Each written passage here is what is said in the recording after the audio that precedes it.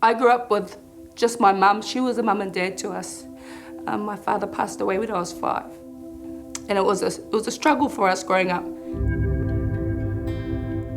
It got to a point where, when I was young, I was sexually abused by one of my cousins every time my mum wasn't there. But I grew up thinking, because I was so close to him, and I felt, because I had no father in my life, he was like the closest I had to a father figure. So I held all that resentment towards him for all these years.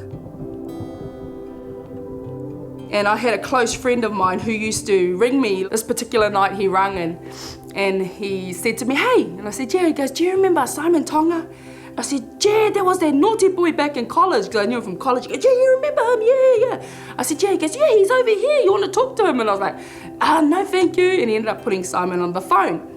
And that night we kind of clicked. So at the age of 19, I became pregnant with our first son, David. It was like an on-again, off-again relationship throughout the pregnancy. It was hard because he spent so much time with his family and his friends. My mum, we found out, she called me aside one day at work and she said to me, "I have something to tell you." And I said, "What?" She goes, "I've just been told that I've got cancer." She goes, it's the fast cancer. They've given me 6 weeks. So my mum lasted a year. It was the hardest thing for me because my mum was always there. Simon and I, we started getting like I started drinking a lot with my friends from Kohanga. We started going out quite a bit, and Simon was the same, he used to drink. I've seen what drinking does to somebody, and David had to see all that. He's had to clean up sometimes because we've had too much alcohol. After we had David, Xavier, and Phoenix, we had Phoenix. We ended up moving into a house where my husband was had his own little business venture going. He was was growing. Having our children in that situation was a scary time for me, because I knew it was wrong. In my heart, I knew what we were doing was wrong. But it was a scary time.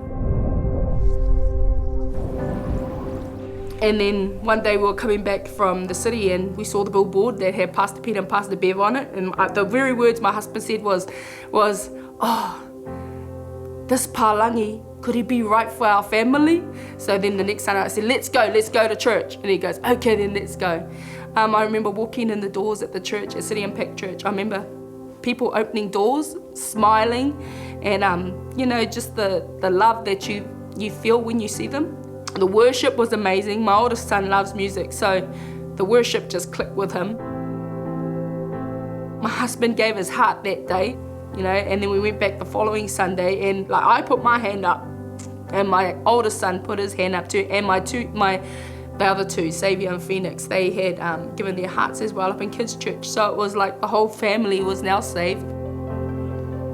Me and my husband had been living all this time unmarried, and when we started Gateway, we looked at each other and we said, we got to get right. So we got married in April, the month after we had started coming to the church.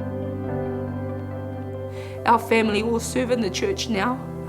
I now am proud to say that I'm one of those ones that greet others as they come in the door. I'm that smile, I'm that handshake that people get when they come in there. I'm the person that exudes that love that that Jesus gave us. My cousin that used to do what he did, it wasn't until coming to church that I learned forgiveness, and I forgave him for what he did.